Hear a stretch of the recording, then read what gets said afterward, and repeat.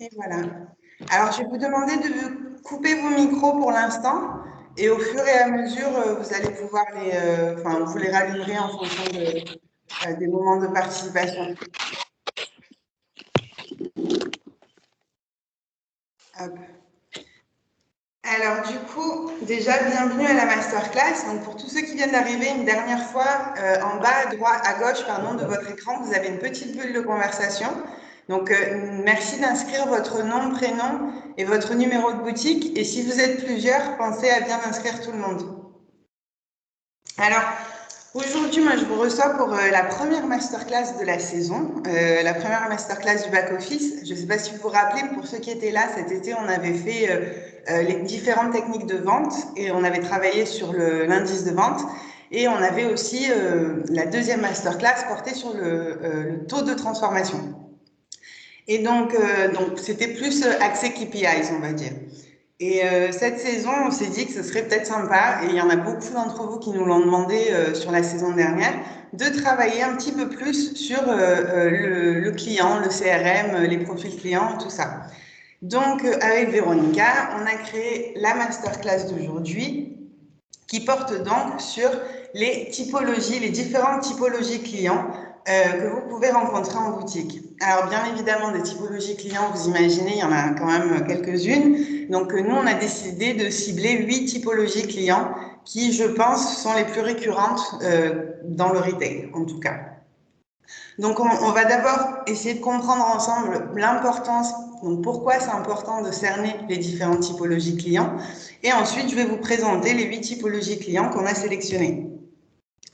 Donc, selon vous, pourquoi est-ce que c'est important de connaître les différentes typologies de clients qui peuvent rentrer chez vous? Est-ce que vous pouvez me donner une réponse sur cette question?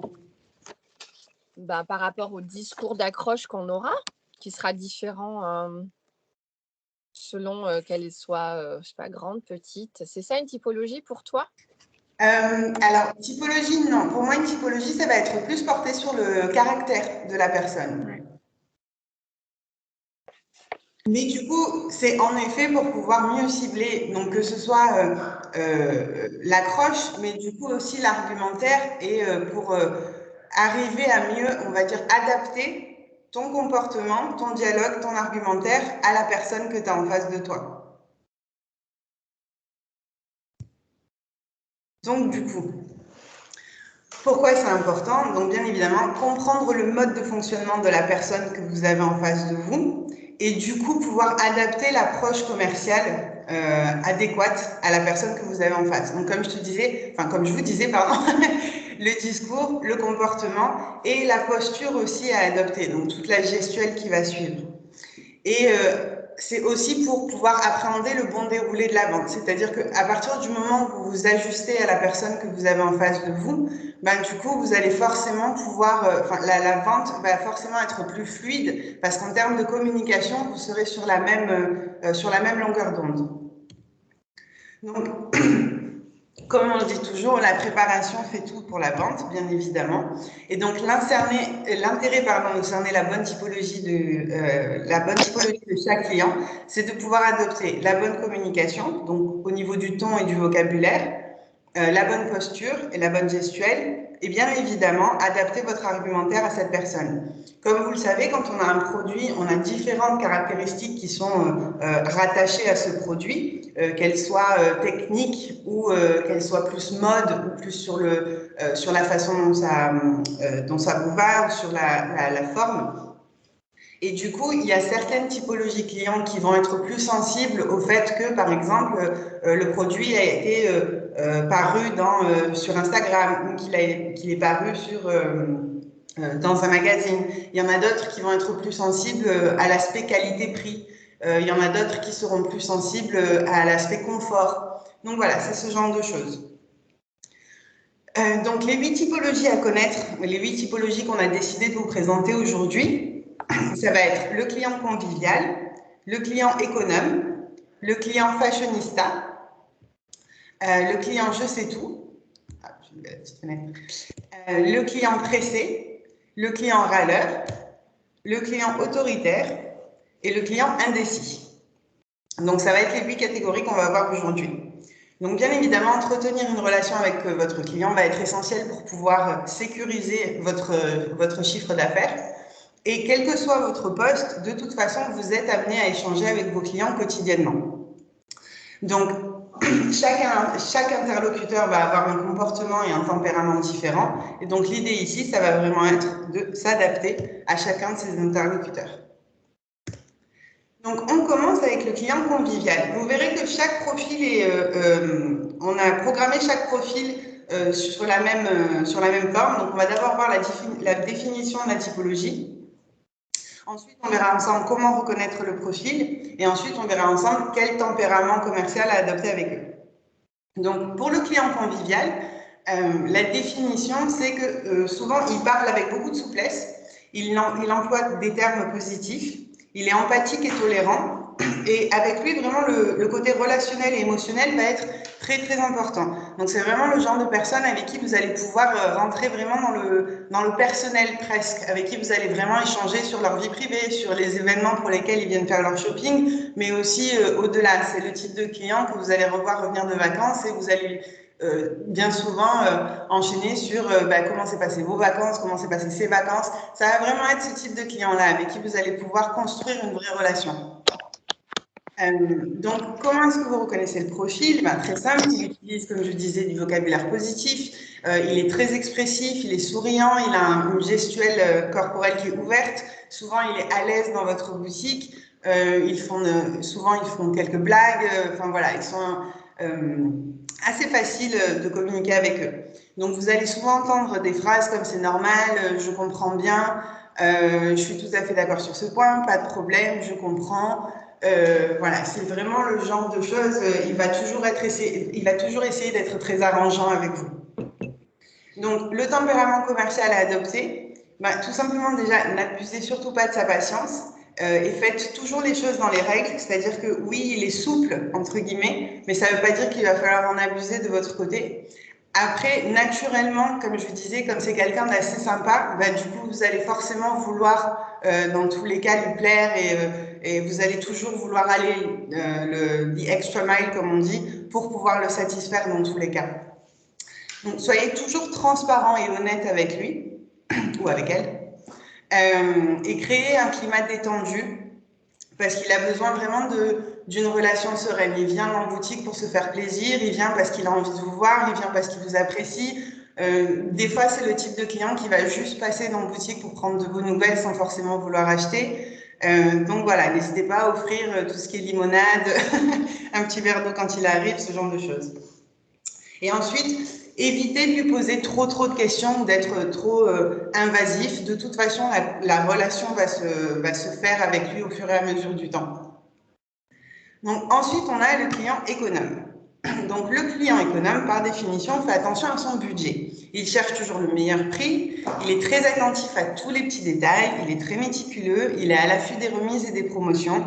C'est le genre de client qui va toujours essayer de négocier quelque chose avec vous. Souvent en caisse, est-ce que je pourrais avoir un petit 10% de réduction, voilà. Donc, il adoptera souvent le conditionnel et il va chercher la faille dans votre argumentaire de vente à chaque fois. Et il abordera rapidement la question du prix.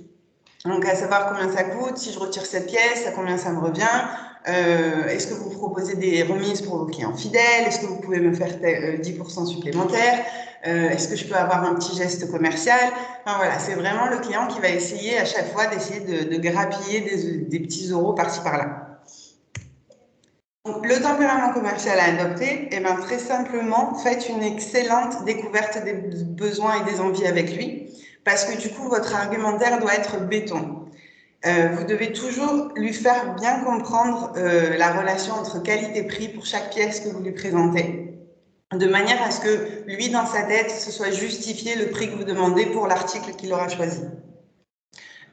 Essayez de voir aussi si le prix est vraiment le seul argument, la seule chose à laquelle il fait attention, parce que souvent quand même il y a aussi d'autres choses qui sont importantes pour lui. Et bien évidemment, adaptez vos propositions en fonction des différentes gammes de prix que vous avez disponibles en boutique. Donc en effet, sur les familles de t-shirts ou de pulls, peu importe la famille, là on a pris l'exemple des t-shirts, vous avez des prix à 30 €, 40 €, 60 € et des choses qui peuvent se substituer les uns aux autres. Donc, n'hésitez pas aussi à jouer avec ça. Mais encore une fois, d'où l'importance de vraiment bien connaître sa collection sur ce point-là, et particulièrement avec ce type de client. Ensuite, nous avons le client fashionista. Le client fashionista, il va en général droit au but. C'est quelqu'un d'assez extravagant, un peu charmeur. Il est toujours soigné, il a toujours les derniers habits à la mode. Il veut toujours avoir mieux que les autres, forcément. Donc, il adore les dernières pièces à la mode, les exclusivités, les dernières tendances qu'il a pu voir paraître sur les réseaux sociaux ou dans les magazines. En général, c'est plus les réseaux sociaux aujourd'hui, mais bon. Donc, comment vous reconnaissez ce profil? Il emploie souvent des termes très techniques pour montrer son savoir aussi. Le prix est rarement un problème pour lui parce qu'il il perçoit la valeur dans ce qu'il va pouvoir en dégager et comment il va pouvoir se mettre en avant par rapport aux autres grâce à la pièce qu'il aura prise. Donc, il vous dira souvent des phrases comme j'ai déjà acheté ça il y a longtemps, je connais déjà tout le monde dans le quartier, je veux le dernier article qui est paru sur Instagram la semaine dernière, quelles sont les dernières pièces que vous avez reçues. Donc, le tempérament commercial à adopter, c'est bien évidemment de lui proposer toujours les nouvelles pièces ultra mode, d'être vraiment bien renseigné sur ce qu'on peut faire paraître nous sur notre Instagram, donc de toujours un petit peu suivre les dernières combinaisons qu'on a fait paraître sur Instagram et de les avoir en tête pour pouvoir les lui présenter. Comme ça, vous lui présentez un look en entier. Montrez beaucoup d'enthousiasme, autant que le client. Encore une fois, essayez toujours de vous adapter en termes de comportement au comportement que vous avez en face. Si en face de vous, vous avez quelqu'un de calme, vous restez calme. Si en face de vous, vous avez quelqu'un d'un peu excité, soyez excité aussi. Faites valoir toujours le côté exclusif par rapport aux autres marques de la pièce que vous présentez et proposez des looks complets, donc comme je vous ai dit, que vous avez pu voir sur Instagram, parce que du coup, ce sera quelqu'un qui n'hésitera pas à acheter le total look. Ensuite, vous avez le client je sais tout. Alors, le client je sais tout, il aime bien être le centre d'attention. Il aime bien vous interrompre aussi souvent, parfois il termine même vos phrases, il fait des commentaires régulièrement et du coup peut devenir assez envahissant pendant la vente. Il a toujours un avis sur tout, il est insistant, il ne lâchera rien, il prend beaucoup de place, mais du coup c'est parfait, donnez-lui la place dont il a besoin. Donc, il vous dira souvent des choses comme je connais les couples qui me vont, je sais exactement ce qu'il me faut. Il est toujours en mode moi. Quand vous essayez de lui présenter un article, en général, il va vous dire qu'il connaît déjà la marque, donc il connaît déjà la matière, qu'il sait ce qui lui va, tout ce genre de choses. Donc, avec ce type de client, ça va être très important de toujours l'impliquer dans la prise de décision pour qu'il se rende compte de vraiment, qu'il ait conscience des tenants et des aboutissants de l'achat qu'il va faire. Faites-le se sentir important en valorisant sa connaissance. Donc, vous avez raison, c'est vrai, je vois que vous connaissez bien notre marque, ce genre de choses. Et prouvez-lui que vous avez les compétences pour le conseiller. Avec le client je sais tout, encore une fois, comme pour le client économe, ça va être très important de vraiment bien connaître votre collection. Et quand je dis bien connaître la collection, ça va du détail de la matière à comment ça a été fait, à toutes les couleurs qui sont disponibles dans ce produit-là. Pourquoi? Parce que c'est justement en lui montrant que vous connaissez quand même mieux que lui la collection. Parce qu'il y en a qui chopent chez nous depuis des années et qui, en effet, connaissent déjà même les noms de produits. Et par exemple, le MAS, combien de fois par jour vous avez des clients qui rentrent en boutique et qui vous demandent le MAS et pas forcément le t-shirt seconde peau. Donc voilà, ils vont vraiment les appeler par leur prénom, par leur nom. Donc, montrez-leur que vous connaissez vraiment bien votre collection, votre produit, et que vous aussi, vous êtes un spécialiste et qu'en fait, vous êtes là parce que vous avez quand même plus de connaissances que lui, malgré le fait que lui aussi connaît très bien cette marque. Ensuite, nous avons le client pressé. Alors, le client pressé, par définition, est impatient. Il veut toujours avoir des réponses rapides. Il est rarement très flexible. Et il accorde peu de temps à vos conseils parce qu'il veut que ça aille vite. Donc, du coup, il ne prendra pas forcément le temps de tout essayer. Il vous appellera souvent quand il a besoin de quelque chose pour vous demander de le mettre de côté en avance. Et il n'hésitera pas à employer des termes comme « j'ai pas le temps, je dois faire vite, préparez tout en caisse pendant que je me rhabille, je suis pressée », enfin voilà, ce type de client. Donc avec eux, soyez rapide, précis et efficace. Allez droit au but, de la même manière que lui va aller droit au but dans ce qu'il recherche. Et profitez de sa rapidité de décision pour enchaîner les ventes additionnelles. Donc encore une fois, ici, on a besoin de connaître nos produits, mais particulièrement d'avoir nos combinaisons gagnantes en tête pour pouvoir les lui présenter en express. Dans la mesure où lui est rapide, il va souvent prendre des décisions à la va-vite. Et donc, du coup, c'est pour ça que c'est vraiment le client idéal, entre guillemets, pour enchaîner un petit peu tout ce qui est vente additionnelle.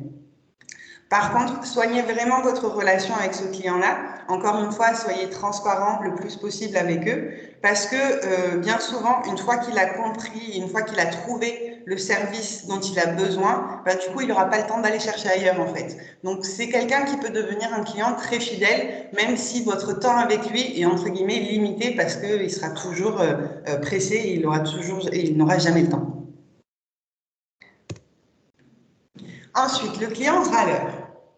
Donc, le client râleur emploie bien évidemment des termes négatifs. Il aime rarement les vendeurs et ne passe par eux que parce qu'il n'a pas d'autre choix. Donc, il se valorise à travers sa différence et développe une certaine capacité à critiquer. Donc, on les connaît tous, c'est je n'aime pas cette couleur matière, mais ce pull-là, il bouloche, mais ce coton-là, il fait des trous. Enfin, voilà, ça va être ce type de client-là. Donc, n'hésitez pas avec lui de le recentrer régulièrement et même de changer de sujet s'il va trop loin, donc bien sûr avec tact. Faites-lui comprendre et ressentir que c'est un client unique et que vous lui construisez du coup une offre unique qui lui va. Restez à l'écoute de ses besoins car malgré tout, oui, vous lui êtes indispensable. Et impliquez-le dans toutes vos actions et dans toutes vos prises de décision. Pardon. De cette manière, il se sentira un petit peu plus concerné et il donnera de plus en plus son avis. Et grâce à son avis, ben, encore une fois, vous allez pouvoir avoir des arguments pour construire votre argumentaire derrière. Donc, veuillez à obtenir tout le temps son accord. Donc, demandez-lui régulièrement si ça lui va, s'il est OK, s'il est sûr. Parce que sinon, vous risquez en effet de perdre tout le travail que vous avez construit avec lui et il risque de partir sans donner un deuxième regard. Donc ensuite, on passe au client autoritaire. Donc le client autoritaire, ben, il est sûr de lui et il ne fait aucune concession. C'est un profil assez challengeant, j'ai envie de dire, parce qu'il cherche toujours à obtenir le maximum avec un investissement minimum. Il n'hésitera pas à vous menacer, par exemple, de contacter la direction ou vous menacer de faire de la mauvaise publicité sur les réseaux sociaux ou auprès de ses amis. Donc je pense qu'on en a tous eu un comme ça en boutique. Le client autoritaire est souvent persuadé d'être votre meilleur client et du coup, il pense que tout lui est dû et que c'est tout à fait normal. Donc, il va employer souvent des phrases affirmatives, il a une démarche assez rapide, il se tient souvent très droit, c'est quelqu'un qui est assez fier de lui dans sa posture et pour lui, c'est normal que vous soyez à sa disposition. Donc souvent, il vous dira des choses comme je préfère être accompagné par votre manager ou je vous ai demandé de m'apporter une veste, pas un gilet. Ou si je n'ai pas de remboursement, j'appelle votre direction pour me plaindre. Donc ça, c'est des phrases, je pense, qu'on entend de temps en temps, voire régulièrement dans la vente. Donc avec ce type de client, c'est déjà très important de rester calme, de toujours l'écouter attentivement, parce qu'il veut être considéré comme votre meilleur client, donc le client avec un grand C. Bien évidemment, évitez la confrontation, donc adaptez le bon ton, restez calme, encore une fois, amical et empathique, ne perdez jamais votre sourire face à ce type de client. Essayez d'être le plus sincère possible.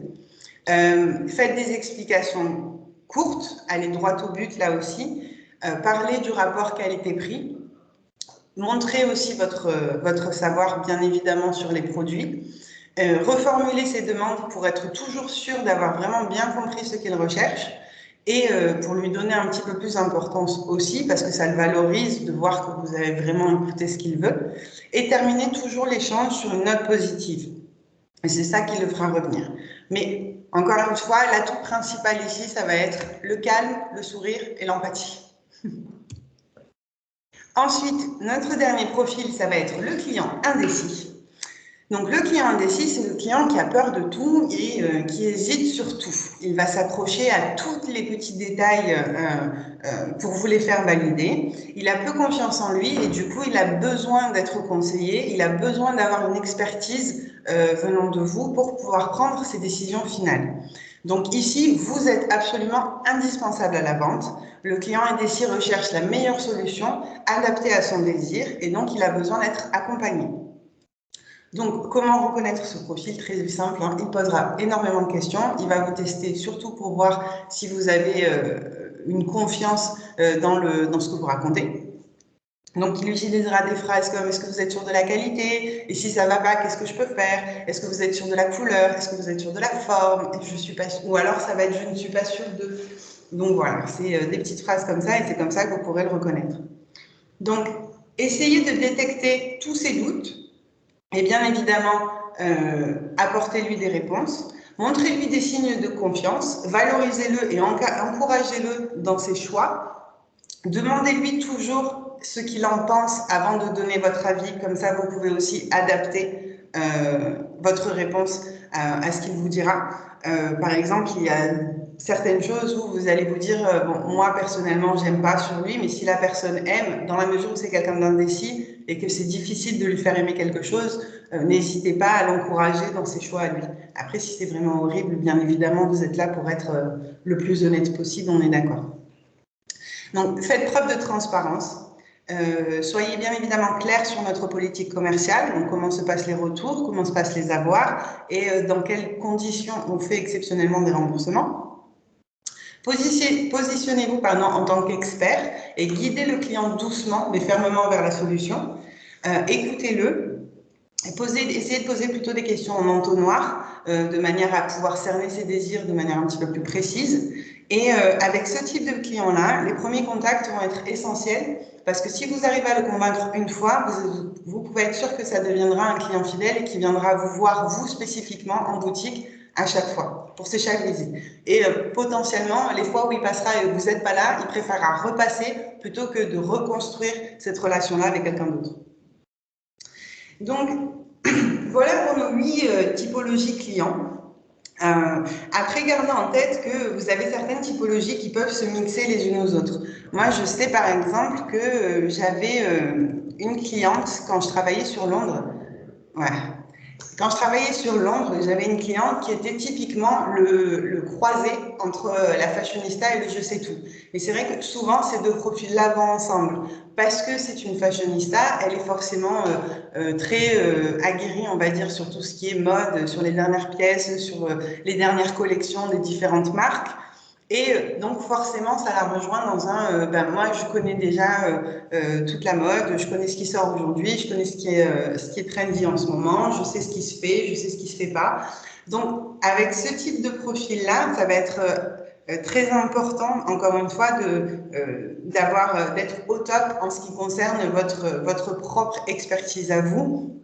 Vous allez devoir connaître un petit peu tout les dessus-dessous d'American Vintage pour pouvoir les séduire et pour arriver à avoir leur confiance. Mais moi, j'en avais une, ouais, c'était vraiment le croisé de ces deux-là.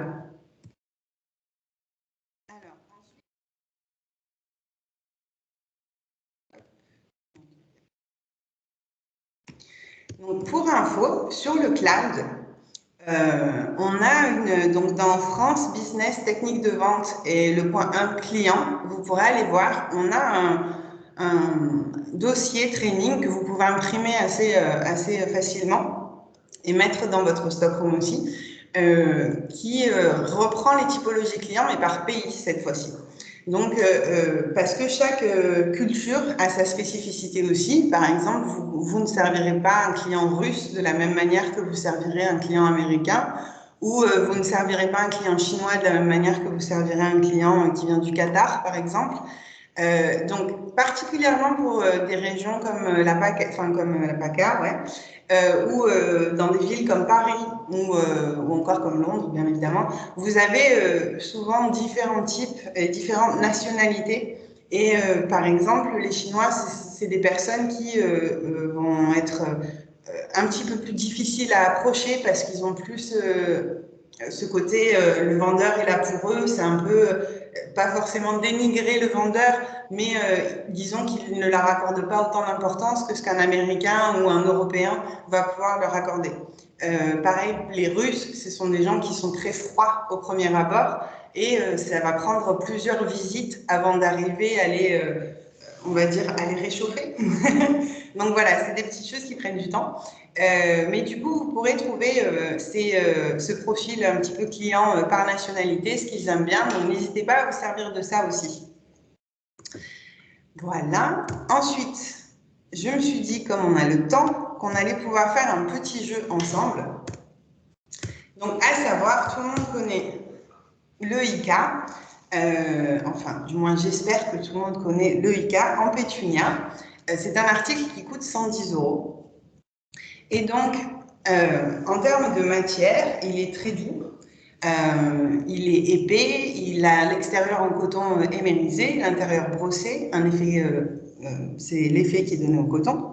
La forme, elle est contemporaine, c'est un sweat oversize, il a un petit col roulé, c'est un esprit un petit peu tunique, robe courte, et bien évidemment, la couleur qui est hyper tendance, c'est très pop. Donc, selon vous, quelles seraient les caractéristiques que vous pourriez utiliser pour vendre ça, par exemple, à un client fashionista?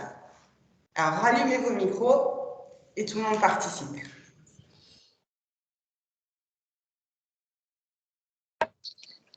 C'est une pièce qui est déjà en rupture.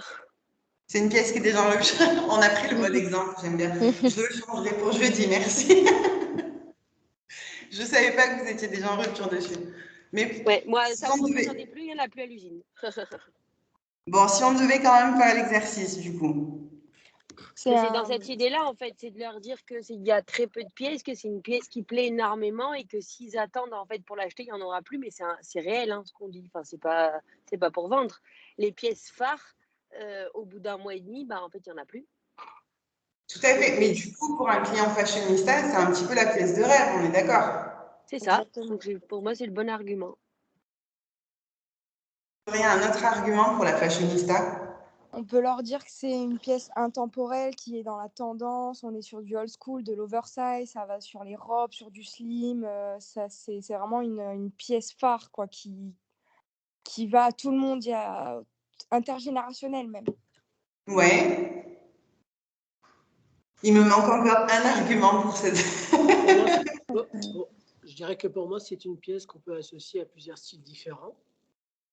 Et c'est l'argument qu'on peut apporter, je pense, à la cliente pour vraiment lui créer une sorte de... Comment dire ça? C'est quand on voit une pièce, forcément, il faut pouvoir argumenter d'une façon, de la porter autant en robe, en pull. Et souvent, les femmes, quand on tient ce genre de discours, je pense qu'elles ont l'impression d'avoir acheté plusieurs choses à la fois. Alors ça, je suis d'accord, mais du coup, est-ce que ça ne serait pas plutôt un argument qui servirait au profil économe? Pour moi, c'est pour tout le monde, ce genre de discours. Mais pour les fashionistas, je pense que c'est un argument qu'elle peut aussi dissocier dans le sens où, vu qu'elle aime bien avoir la pièce forte et qu'elle ne veut pas ressembler à tout le monde, elle peut aussi lui apporter un côté mode que forcément les autres n'ont pas. Et que du coup, elle a l'impression d'avoir quelque chose de plus que les autres. Même si, admettons, sa copine va avoir la même pièce dans une autre couleur. Du moins, pour mon argument. Il y a un argument phare qui manque pour la fashionista. Le colorama, c'est la pièce couleur. Instagram. Merci, j'ai entendu. La pièce est parue sur Instagram. C'est ça, la pièce est parue sur Instagram. J'ai pas Insta. J'aurais jamais trouvé. Non, mais du coup, d'où l'importance vraiment de... après, je sais peut-être que moi-même, je ne suis pas quelqu'un de très aguerri sur Instagram. Je vous avoue que j'y vais de temps en temps, mais que je ne suis pas non plus une fan des réseaux sociaux en règle générale. Mais c'est vrai que j'aime bien régulièrement voir ce que nous, on poste, au moins pour me tenir au courant un petit peu tout simplement de notre news à nous un petit peu et de voir qu'est-ce qui est important aujourd'hui en boutique, quelles sont les pièces qu'on essaye de mettre en avant et tout ça. Donc c'est vrai que n'hésitez pas d'aller voir régulièrement sur Insta parce que pour quelqu'un comme une fashionista, ça va avoir son importance de lui dire que en effet la pièce est parue sur Instagram, du coup elle a fait un carton, on en a reçu vraiment très peu, c'est une pièce hyper exclusive, donc enfin voilà, du coup vous pouvez vraiment jouer en fait. Alors maintenant, si vous deviez, et du coup, tu as donné presque la réponse, si vous deviez le vendre à quelqu'un d'économe. Là, on est sur la pièce justement qui peut se porter en robe, en tunique, sous une jupe. Comme il disait mon collaborateur tout à l'heure, c'est une pièce qui peut être plusieurs styles, quoi, qui peut représenter plusieurs styles. Tout à fait. Et en termes de... Alors, économe. Du coup, économe, quelle est la première chose à laquelle on pense pouvoir justifier? Le prix. La qualité-prix. Alors, comment est-ce qu'on justifie le prix sur une pièce comme celle-là? Déjà, en termes de gamme de prix, vous êtes où sur les sweaters? Sur les sweats? On est correct, je trouve. Hein. Vous êtes sur il me semble, après avoir regardé sur Internet, il me semble, ça fait partie des prix les plus bas pour les sweats. Ouais, on est correct, ouais, c'est clair. Je crois que ceux que vous avez à 90, ils sont beaucoup plus fins, ça va pas être du tout, c'est pas tout à fait le même coton à l'intérieur, il n'est pas brossé, je crois. Il y a des gars qui sont à 80 ou 85 €, les autres. Mais c'est pas, ils sont plus courts, du coup. Ils sont plus courts, ouais. Ils sont plus courts. Mais il y a le Ibo qui est à 100 €. Enfin, il y en a d'autres quand même qui sont un peu moins chers. D'accord. Et du coup, comment est-ce que vous justifieriez celui-là par rapport à ceux qui sont moins chers? Par sa coupe. Par sa coupe, ouais. Colorama, on va dire plus par la matière aussi. Tout à fait. La matière, très important, parce qu'il me semble que du coup, le coton avec l'intérieur brossé, c'est quelque chose qui ajoute de la valeur forcément à l'article.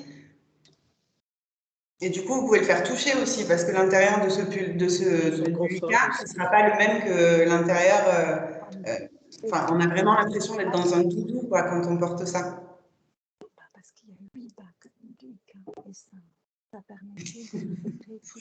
Mais après, c'est vrai que c'est le plus. Oui. Elle n'a pas été remodifiée depuis que je l'ai rangée? Ah, alors je n'avais pas fait gaffe. Et du coup, alors si vous deviez le vendre à qu'est-ce qu'on a fait là? On a fait économe, on a fait fashionista. Ok, pour le client indécis par exemple, s'il vous dit j'ai un petit peu peur de la couleur. On lui propose une autre couleur. Il va falloir le rassurer. Ouais, alors soit le rassurer par rapport à toute sa penderie, lui montrer avec quoi il peut le mettre, tous les arrangements à faire avec ce qu'il a déjà dans son dressing. On va le rassurer sur sa qualité intemporelle. Ça va être les arguments phares. Hein. Ok, et si je vous dis non, vraiment, je pense que la couleur là, je pense que vraiment ça va pas. On peut lui dire qu'il est en rupture de stock justement. Allez vite. Le client indécis, il ne va pas vraiment porter attention du coup à si c'est en rupture de stock ou pas. Pour lui, ça va vraiment être lui le centre d'attention de son truc et de savoir si est-ce que ça va me plaire à moi en fait. Et du coup là, je vous dis que la couleur. Proposer une autre couleur. Il faut lui les autres couleurs disponibles. Les autres couleurs disponibles, ok. Et si je vous dis, franchement, j'aime bien la couleur, j'aime bien la matière, mais je sais pas, c'est pas un peu trop long. Je vous l'ai donné celle-là. Il faut le porter en robe. Si je vous dis, je suis pas sûre de la longueur, vous me dites que je le porte en robe. Il se porte aussi ensuite en version pull, elle peut le rentrer un peu à l'intérieur. Ok.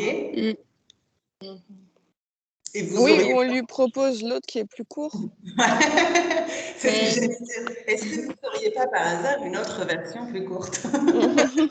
Bah si, mais il n'y a pas la couleur.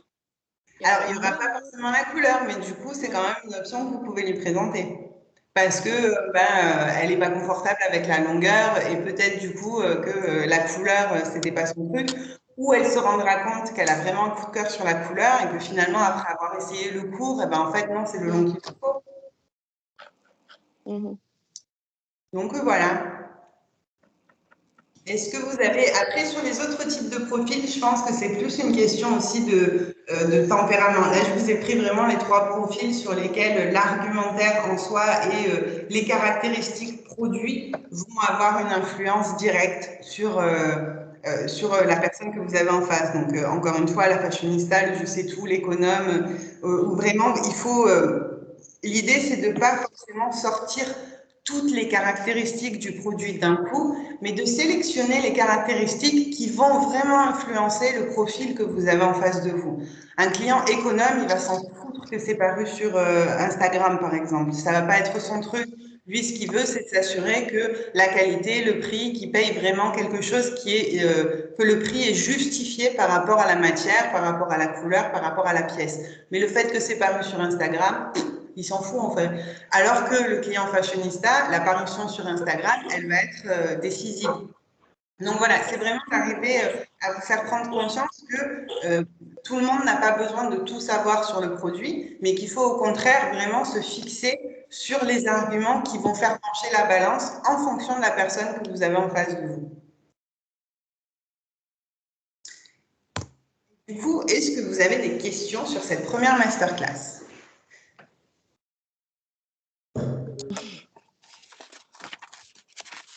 Non. Vous êtes tout bon ? Leïla, Non, est-ce que merci. c'est juste possible de remettre le slide convivial économe, que je fasse une capture d'écran? Ben, de toute façon, alors là, tout de suite, peut-être pas, mais de toute façon, vous allez l'avoir. Attends, c'est là. Vous savez, on vous met les masterclass sur le cloud. Hop, voilà. Merci beaucoup. Mais de toute façon, ouais, comme je vous disais, les masterclass, on va vous les mettre sur le cloud. Là, on fait la masterclass de jeudi encore. Et donc, ce sera sur le même sujet. On vous enverra le questionnaire, du coup, je pense, jeudi après-midi. Et ensuite, à partir de la semaine prochaine, on vous mettra ce document-là sur le cloud. Et je pense que je vous mettrai la même chose par nationalité en même temps. Comme ça, au moins, vous aurez les 2 documents au même endroit dans la partie masterclass.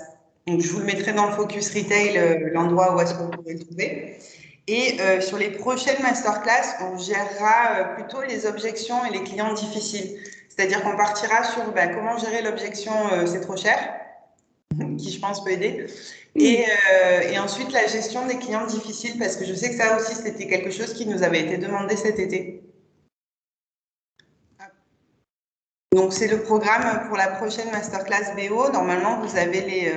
Attends, je vais reprendre ça. Normalement, vous avez les...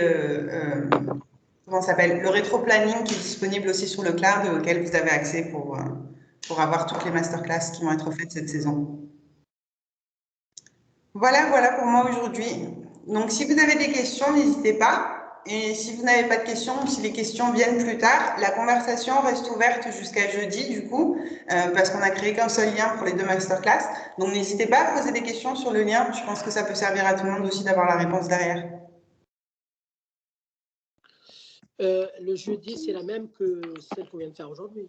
Oui, tout à fait. Il n'y a Jeudi, pas ce besoin sera de la la même. refaire. Non. Okay. Tu peux, Abdel, hein? Tu peux si tu veux. Non, c'est en fait. C'est hyper intéressant. Hein. Moi, j'aime bien ce genre de formation parce que ça permet de se remettre un petit peu en question parce que des fois, on est un peu dans notre zone de confort avec nos clients parce qu'on les connaît. Et je pense que c'est bien aussi pour ceux qui n'ont pas peut-être assez d'expérience, qui viennent juste d'arriver. Je pense que ça leur permet d'avoir un petit peu plus. Oui, et puis je pense aussi pour vous, en tant que manager, ça vous donne aussi du contenu pour former vos nouveaux clients. Vos nouveaux clients. Si seulement on pouvait. Pourquoi pas non, pour former vos nouveaux arrivants, en fait, parce que c'était un peu l'idée aussi de ces masterclass, parce que c'est vrai qu'on se doute bien, sur un poste de manager, c'est des choses que vous avez déjà vues, que ce soit avec nous ou avec d'autres, mais l'idée, c'est vraiment d'arriver à avoir des outils et des formations qui soient simples, sur un format qui fasse un petit peu moins d'1 heure, et où vous allez pouvoir justement les utiliser pour former vos équipes, vos nouveaux membres, parce qu'il y en a qui ont déjà une expérience en tant que vendeur, mais il y en a qui découvrent aussi la vente. Et donc, du coup, ça permet d'essayer de vous accompagner un petit peu aussi dans le training de vos vendeurs. Et après, en tout cas, pour moi, ce qui est du profil client, c'est pour beaucoup de personnes, c'est des choses qui sont très intuitives, mais pour beaucoup d'autres aussi, c'est quand on a une connaissance d'un produit et qu'on le connaît par cœur, on a tendance à vouloir tout donner et à vouloir donner toutes les informations qu'on a sur le produit au client qu'on a en face de nous. Et en fait, des fois, ça ne sert à rien de tout verser et il suffit juste de sélectionner les points importants qui vont vraiment toucher la personne qu'on a en face en fonction de son profil, plutôt que de tout déballer au final.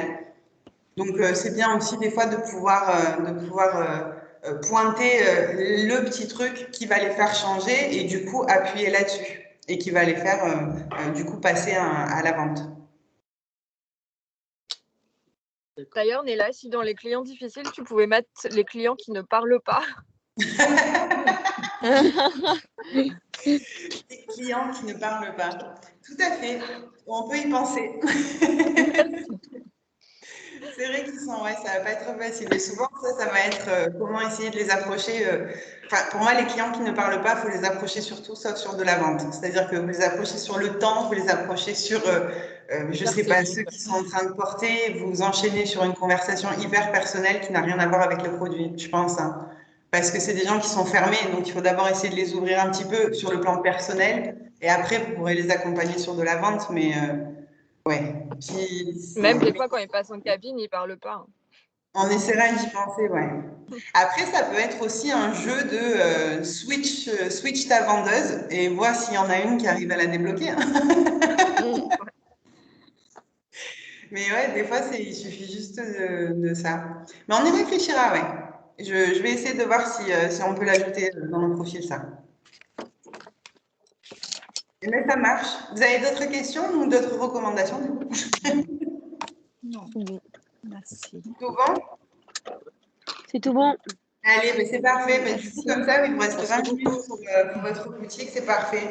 Je vous en prie, passez une bonne journée. Bye Merci. bye. Merci. Bye bye.